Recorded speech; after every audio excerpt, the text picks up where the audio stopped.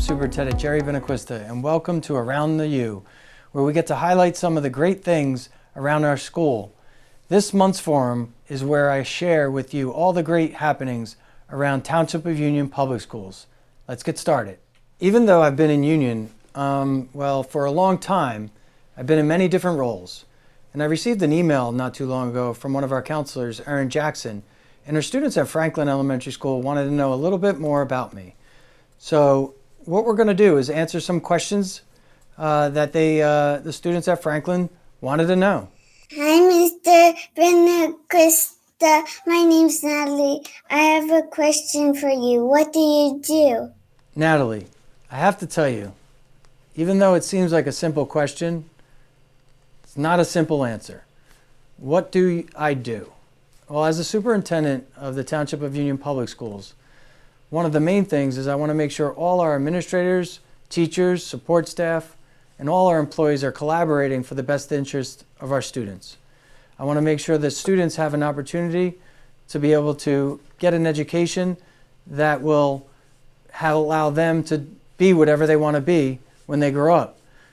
So in simple terms, I'm working collaboratively with all our employees to, again, for the best interest of our kids. There's a lot of other boring things behind the scenes that I have to make sure I take care of. But the big thing is I want you to know is that whether it be our teachers, our support staff, our administrators, my team up here in central office, we're all working for the best interest of all our kids. Hi, my name is Faith. How do you like your job? Hi, my name is Naya Burgess, and I wanted to know if it was hard for you to be in charge of all the schools. Faith and Nally, that's a great question as well. I love my job. It's not the easiest thing. It's actually very hard at times. But when you have 7,200 students in our district and 10 different schools, there's a lot of challenging things to take care of at times. But again, it's not just me sitting here. It's a team of people that are behind me that are working together for all our students. It could be challenging at times, but I feel like the hard work and dedication will pay off because it's for kids. Hi, my name is Christina, and my question to ask you is, do you have any pets? And I do have a pet. My family and I adopted a dog in 2017 from a rescue shelter, and she has been part of our family ever since. Her name is Callie, and she loves to play fetch, go on walks with us, and hike in the mountains. Her favorite treat is peanut butter, even though she doesn't get it all the time.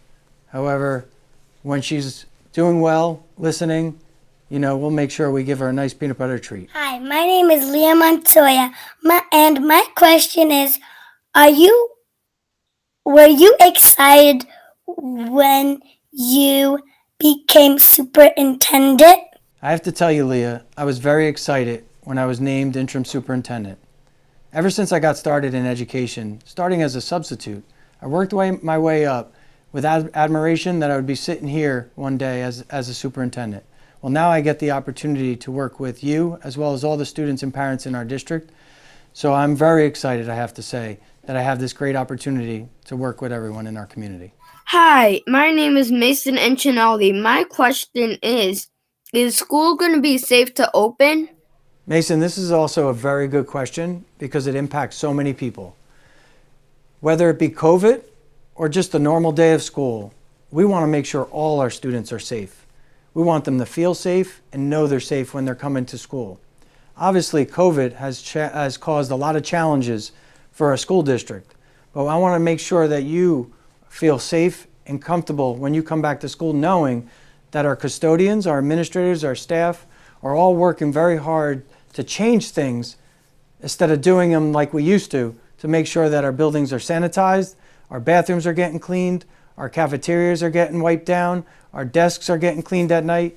We have some deep cleanings, some regular cleanings. So there's a lot of new protocols in place to make sure all our students that want to come back feel safe and are safe. Hi, I'm Madison, and I want to know if your job is hard. Madison, yes, I would have to be honest with you and say this job is very hard. There's challenges every day. However, when you're working for students, kids, all the students at Franklin and around our district, I have to say, it's so enjoyable that you don't really think about how hard it is. You just keep moving on and making sure you're doing everything right for our students. Hi, my name is Gabrielle Tavares, and my question is, how many years of school did you, college did you have to go for? Gabriella, whenever you're thinking about going into education, you go for an undergraduate education in some area of teaching. After that, and if you wanted to then become an administrator, you go for your master's in administration. But truly, an educator is never stopping the education that they want to learn. And even today, I'm still in school going for my PhD in educational law. So I think it depends. There's no set years. However, you could be in school for 5 years, 7 years, or like me, still in school after 21 years in our district. Hi, my name is Grady's, and I want to know if you have any children. I have 2 beautiful girls, ages 12 and 15. One's a 9th grader and one's a 7th grader. My name is Elijah. I came from Miss Garfield's class. And were you a teacher? And what did you teach in the past? Elijah, I started off in Union back in 2000 as a special ed teacher teaching math, science, English, and history. In the end, I really was a special ed math teacher. I want to thank Ms. Jackson and all the Franklin Elementary students that submitted questions to get to know me a little bit more. Hopefully, when we're back in school, I'll make sure I stop by and you can see me in person and get to know me a little more. Now, around the U, we're going to take a closer look into our schools to see what's going on for Black History Month. At Franklin Elementary School, African Discovery Through Music, an assembly for the students which is going to be virtual. Also, Franklin School will present Black history every day by highlighting in their morning announcements prominent African Americans who made significant contributions to society. Franklin's Kids Got Soul, virtual African American history showcase.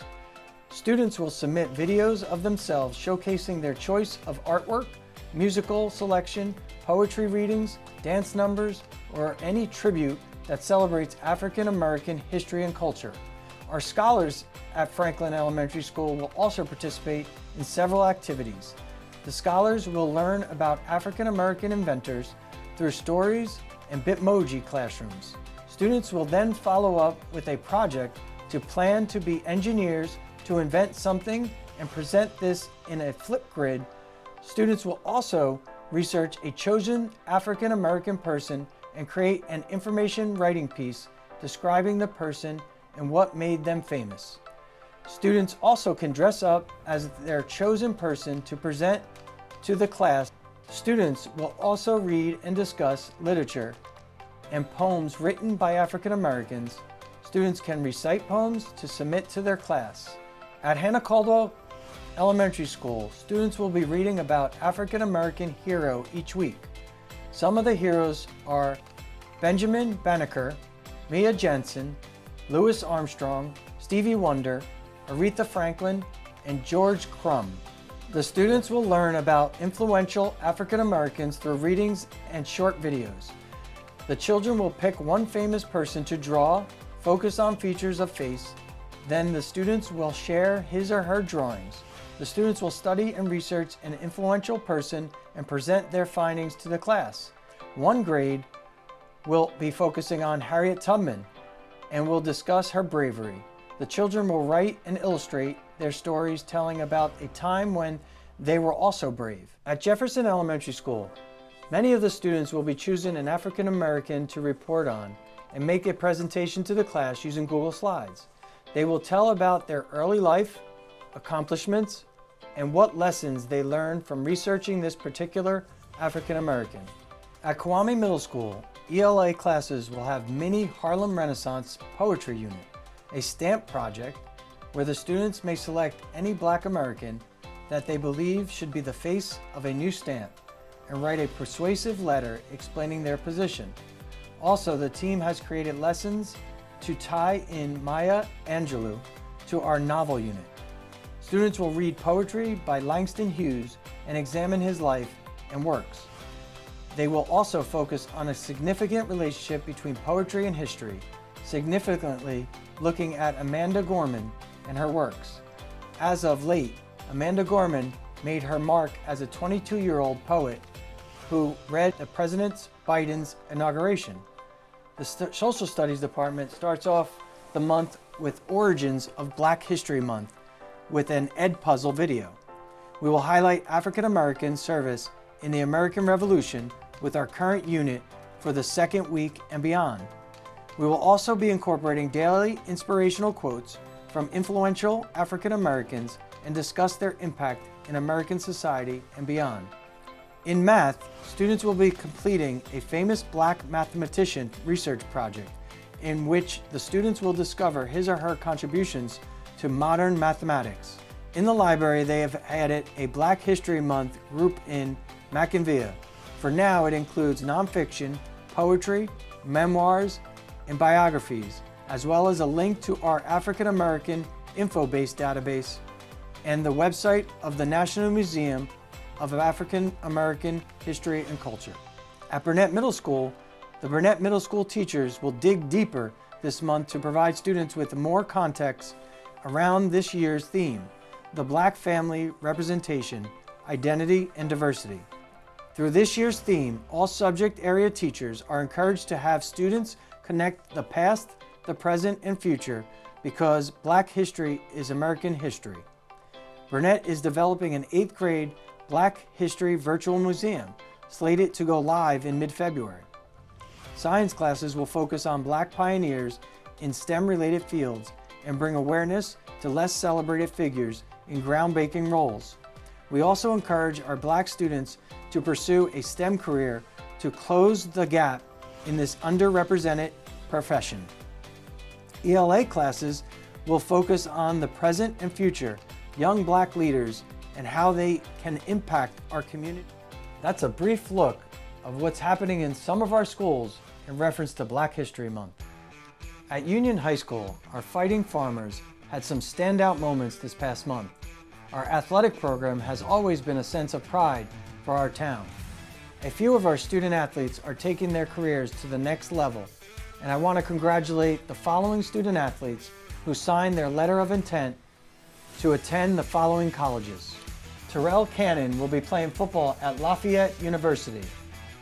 Jalen Carter will be playing football at Millersville University. Deontay Wilson will be playing football at Southern Connecticut University. Finally, Isabella Groff Tizza will be playing soccer not too far away in Madison, New Jersey for Drew University. Congratulations, we wish you the best of luck in the future. One of the programs I would like to highlight this month is at the high school, Tomorrow's Teachers, taught by Ronnie Zezer. On Friday, February 5th, I popped into his Google Meet and had a chance to talk to some of the future educators. Let's check it out. So this is Tomorrow's Teachers. We're in year 2 of this course. Last year we had about 14 or 15 students. This year we have 14 students in this class. This class is being run in conjunction with Kane University. These students that we're all looking at right here, they're juniors and seniors here at Union High School. I believe we have 3 or 4 juniors and the rest are seniors. And they are currently working towards 3 college credits at Kane University. And it counts as their sophomore fieldwork in education. When they go into college and the ones that are going to Kane, it counts as Kane's sophomore field in the College of Education. The students that don't go to Kane, they would transfer these 3 credits there. And most schools in the United States will count this as credits towards a sophomore field work or an internship in teaching. Just different states do it different ways. The students in this class, to get into this class, they had a 3.0 GPA or higher because that's how you get it. That's the GPA you need to be admitted into the College of Education at Kane University. While they're in this class, these students have to work towards 50 hours of classroom observation. So now we're left in this little bit of a situation where we're in the virtual world. So classroom observations are a little different. We started off the year in October because that was the month where we were working on special education, observing the medically disabled classes here at Union High School with Ms. Pascucci, Ms. Cohn, Ms. Meitzner, Miss Mascara. I think I got them all. All right. And we virtually observed those classes. Kane then changed their requirements a little bit to meet the virtual world because their students can't go into school and into schools. So what they did is through the Department of Education and the New Jersey Education Association, they started posting 50-minute lessons on the Department of Education website, which these students here have become so accustomed to because they have to make up their 50 hours watching pretty much 40-something lessons. And, you know, the lessons are very, very good. But, you know, they just get to be, we don't do it every day because it wears at you a little bit. During this class, we cover units that deal with history and the trends of our profession of teaching, current topics in education. So, you know, obviously COVID and virtual teaching has been a common topic. We talked about learning styles and students' needs. One of the projects the students did is they did a mock professional development on barriers in education, the different barriers that students might face when being educated, and then what teachers have to do to counter those barriers. We focused on special education also, and physical development, experiences in the classroom, and then we also looked at personal awareness and self-reflection.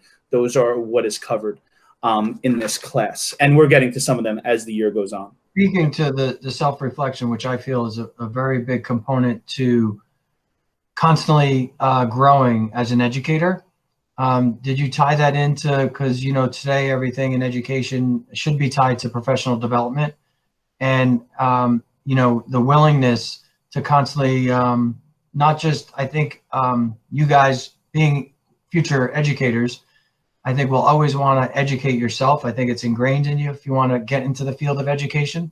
So you'll always want to go back to school and hopefully, you know, continue, you know, on your journey to hopefully maybe a master's or a PhD.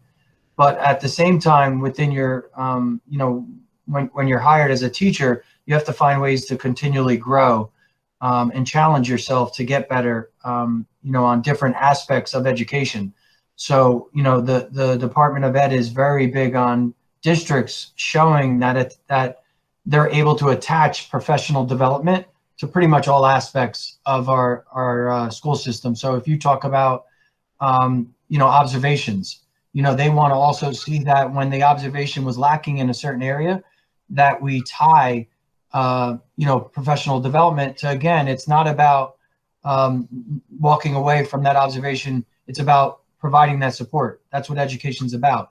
How are we going to work with that teacher that might need to improve, say, on classroom management? What tools and resources are we going to give them to then improve? So, you know, I know the self-reflection is huge. If anyone in society doesn't self-reflect constantly as an individual, I think it's going to be very hard for you to progress, because you have to be your own critic, to say, I leave meetings and say, well, all right, what could I have done better right there? When I used to teach, all right, that lesson didn't go well. What can I do next time to make it? The kids didn't seem engaged. How can I get them more engaged in the lesson? I want them speaking more than me. So, like, Faith, what would you feel are some things you've noticed through this program so far that you could say that, you know, you took away that is already going to make you be able to get into education and already have an advantage because it's some of the things you learned in high school? I would probably say because of some of the activities we've been doing, like the barriers of education, like he was talking about earlier, or like this recent one where we were seeing, I guess, how we would take into consideration, how we would, I guess, put ourselves in the shoes of a teacher, seeing how we would handle each situation. Like, if a student probably didn't understand the lesson and was always like just very active in class, how would you handle the situation as a teacher and not to get annoyed at them? Or if you see that a student is always absent to class, or just someone who's always sleeping, you just, I guess, how to handle that situation as that teacher and not to get annoyed or assume the wrong things about them, and not just the students, but also the parents. And how like you inform them as the teacher about their student and how to handle their student at home, their child at home, as well as in school. So. And Fatima, how do you feel? I'm a big supporter of that. The teachers, the first few days of school, really need to get to know the students. I think when a student builds a relationship with the teacher and the teacher builds a relationship with the student, and then there's trust between that, how do you feel that is important? Like when you started this journey, and obviously you all have interest of becoming a teacher in the future. How do you feel like, I know you have an excellent role model with you, Mr. Zezer, and he's very personable with his students, and I know does go out of his way to get to know them and make people feel comfortable. So you definitely have a good role model. I see a lot of smiles, Mr. Zezer, so that's good. Mr. Zezer, do you want to pick someone that could talk about, I'm sure they along the way have had situations where they felt, Simone? Yes.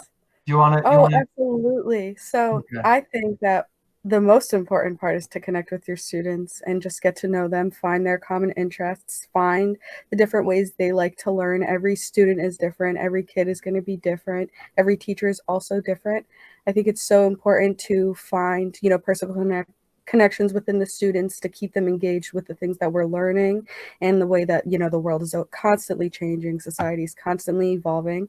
And I think that if you can always bring in, the interests that students actually care about, that is going to they're going to want to learn. They don't want to learn about, the same old book all the time. Like if you use different things and different feedback, you've got kids want to learn and constantly engaged. And now, Mr. Zezer, do you, along the way, do you analyze or look at curriculum with the students? We have actually, currently we are working on lesson plans, and we have focused on a lot of the state core curriculum standards this year.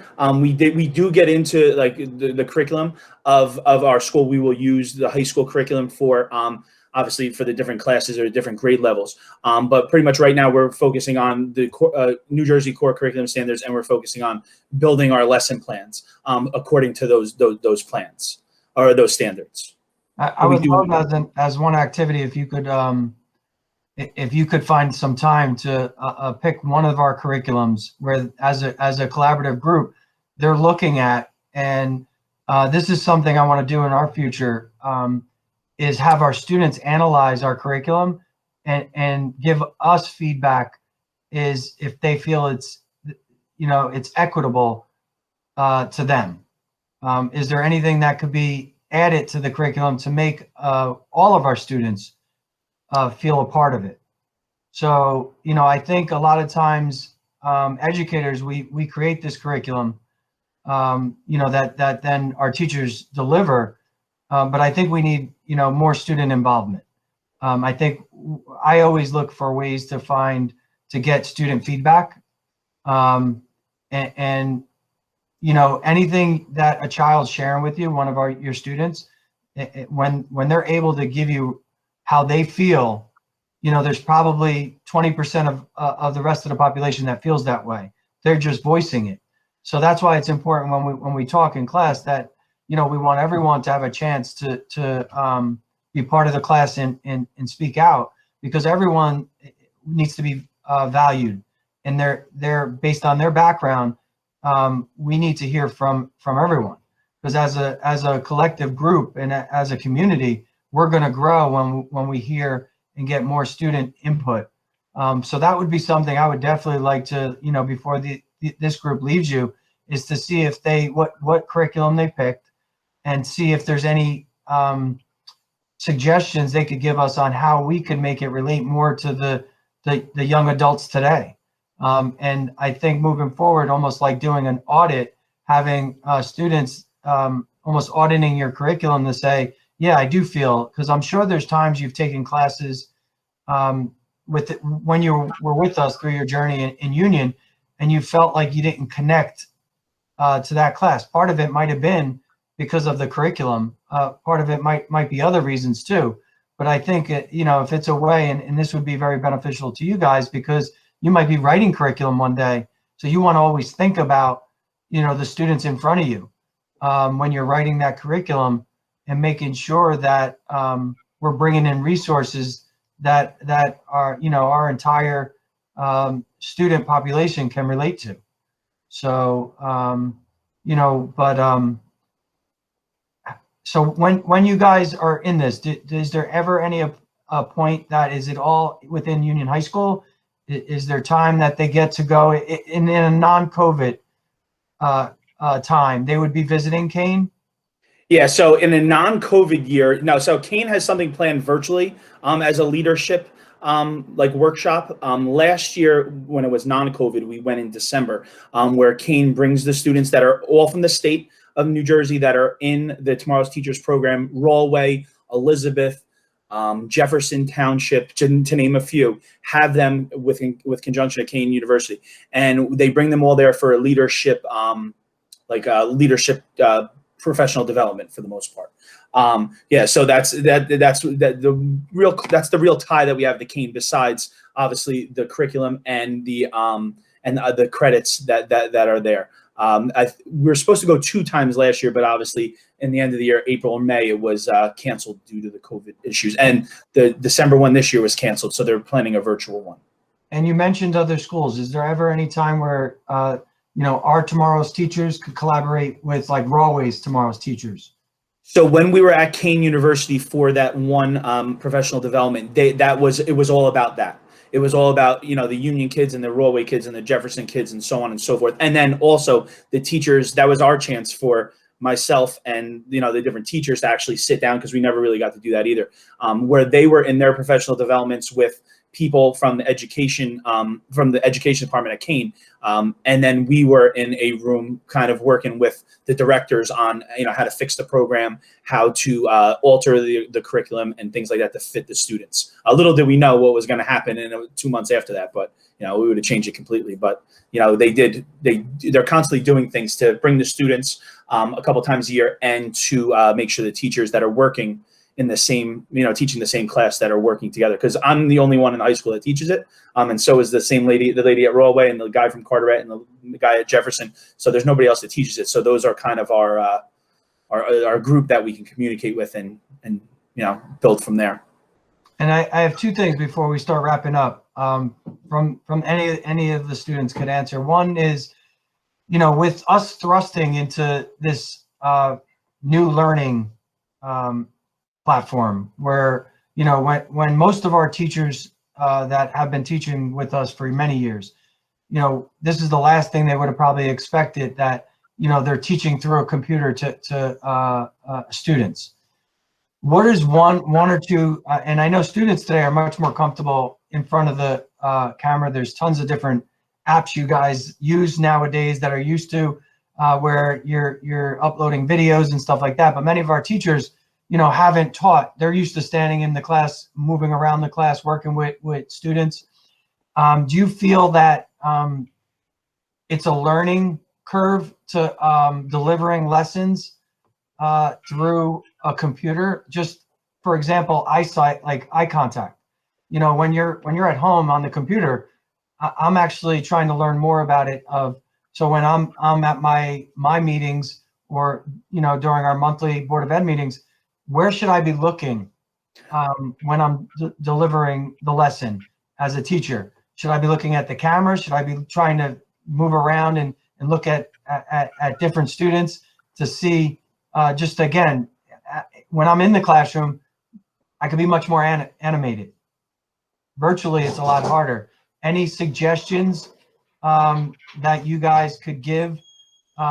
Where do you think it's something that you would be more involved in the lessons if everyone was able to have that different dynamic, or did you feel people are just very uncomfortable right now because they've never done it before and it's still fairly new? I think it's very difficult for students and teachers. For teachers, they don't really know if a student is actually participating or paying attention. Like you said, eye contact is a big thing. I can be like on my phone, glancing at my phone and at, the teacher who's teaching. And also for teachers, I feel like to really be a part of the class or be engaged with their students, it's very hard. because people don't keep their cameras on and there are others who do. And then the chat is very useful. People are typing things in the chat. So it's very difficult. I think it is still fairly new and people are uncomfortable with this. Some may like it because others don't like going to school. So I just think it's like very difficult for students and teachers. The teachers are trying their best and they're doing a good job at it. But yeah, it's fairly new and just difficult for teachers and students. So yeah. And as a teacher, you want to be working with students and having that barrier. It's very difficult, and it's almost like it's a little harder on the educator because they want to see reactions out of students. They want to be there with them. And right now, unfortunately, we're not able to make that happen. Hopefully soon, those that want to come back to hybrid, we will make happen. But Rachel, did you want to add anything real quick, or you're good? Well, I just wanted to say that I think this being virtual gives us an opportunity, and like regardless of anything, I think everything gives us an opportunity. And I think it's good that while we're like discovering new things, like both the teacher and the student have like this greater understanding and that both of us are going through this together, and it's giving us an opportunity to be more collaborative and adaptive to the new situation, because there are a variety of learners and some people might like this and some people are striving towards this. So I think that this really opens up a door for us to like introduce new ideas and try things that are new that we wouldn't usually have considered, especially before this year. Absolutely. And I think that one of the things you said is what sounded to me is that you got to stay as positive as possible, through this, which isn't hard. It's very hard at times. But if we stay positive and we stick together, we will get through it. The one thing, Mr. Zezer, how many students do you have right now this year? In all my classes or just this class? In this class, tomorrow's teachers. Oh, tomorrow's teachers, it is 14 students. Okay. So and this is we're going to do a thumbs up. Hopefully everyone's thumbs up on this next question.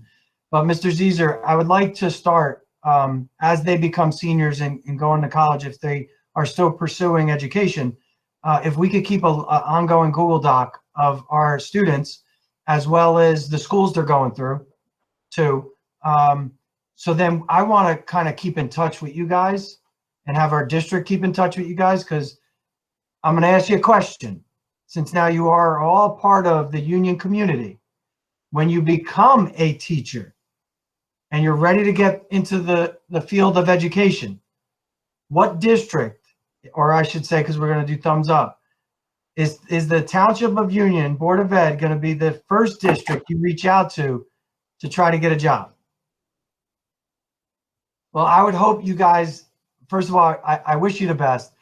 As your journey through education, I hope you become the best educator and take the stuff you've learned, the good times and bad times, and help children in the future. Because I think it's really about that.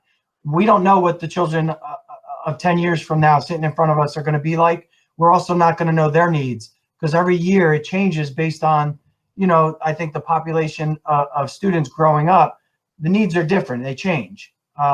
So the one thing I hope is, as you learn through this, journey onto becoming a teacher, is you'll always have that passion to help kids. The kindness you'll keep sharing amongst all your students, because I think we could always reinforce kindness, because there's not enough kindness in this world. And that, again, you'll always be there for every child sitting in front of you. And some need a lot more help from our teachers than others, but we need to make sure we're giving everything that every child that's in front of us, that we have a chance to touch that child's life, we give everything we can to them. So I hope you guys come back, keep in touch, and give us a chance to then give back to our community. Because again, I really think as you graduate from Union, you really understand our community and what our community may need. And I would love a chance in 4 or 5 years when you finish to sit down with you and collaborate on who you are as an educator compared to today to then when you graduate. But again, best of luck, Mr. Zezer. Thank you. Continue doing the great job you're doing. And if you guys ever need me or ever want to, bounce something off me, I'm here for our students. You just got to reach out, and Mr. Zezer has my contact information. He'll be sure to share it with you. But again, good luck, and hopefully I'll see you guys in person and hybrid soon. But thank you guys again for inviting me in. Thank you, Mr. Benaquista. We appreciate your kind words and we enjoyed having you, so thank you. Thank you for taking the time to watch the first edition of Around the U.